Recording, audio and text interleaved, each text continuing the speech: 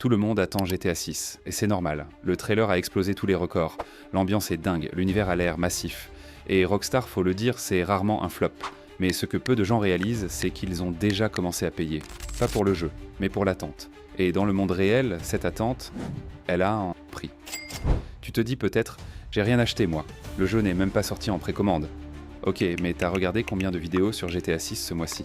T'as passé combien de temps à scruter chaque leak? T'as vu combien de chaînes YouTube en parlaient?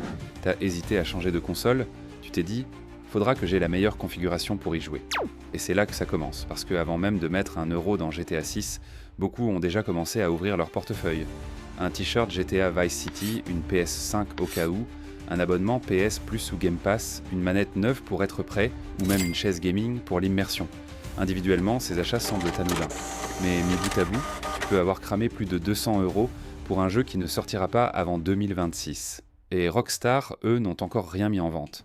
Pas d'édition standard, pas de collector, pas même de date officielle. Et pourtant, ils t'ont déjà eu. Le plus fort, c'est qu'ils n'ont pas besoin d'acheter ta confiance. Ils l'ont construite, jeu après jeu. San Andreas, Vice City, Red Dead. Chaque sortie devient un événement mondial. Et quand tu sais que GTA V s'est vendu à 190 millions d'exemplaires, t'as pas besoin de pub agressive. Juste d'un trailer bien dosé, et les fans font le reste. C'est pas de la manipulation, c'est de l'anticipation parfaitement maîtrisée. Et c'est là qu'on touche à quelque chose de plus large. Parce que ce mécanisme, tu le retrouves partout. Dans les sneakers, dans les iPhones, dans les festivals. On ne dépense pas forcément pour ce qu'on a, mais pour ce qu'on imagine vivre. Et c'est précisément pour ça qu'il faut rester vigilant.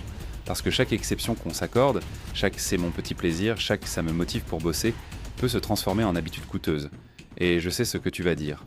C'est pas 80 euros qui vont me ruiner.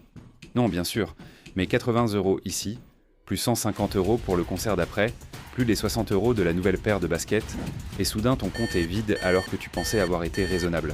Et c'est là que Rockstar devient intéressant. Et parce qu'ils vendent pas juste un jeu, ils vendent un événement, une expérience culturelle, un moment que tout le monde veut vivre. Et ça crée une pression, pas chez tout le monde, mais chez pas mal de joueurs.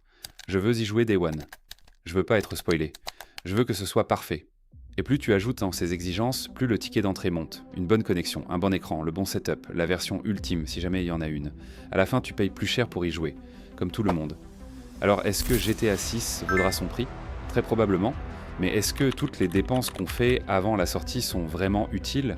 Ça, c'est une autre question. Et c'est là que ton budget entre en jeu. Est-ce que tu as prévu cette dépense dans ton mois, ou est-ce que tu t'es laissé embarquer par l'engouement?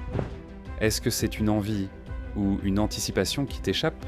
Parce qu'il n'y a rien de mal à vouloir acheter GTA 6. Mais ce serait dommage de te mettre dans le rouge pour un jeu que t'as même pas encore. Alors pose-toi une seule question, jusqu'ici. Combien t'as déjà dépensé sans t'en rendre compte? Et si tu oses la réponse, viens la partager en commentaire.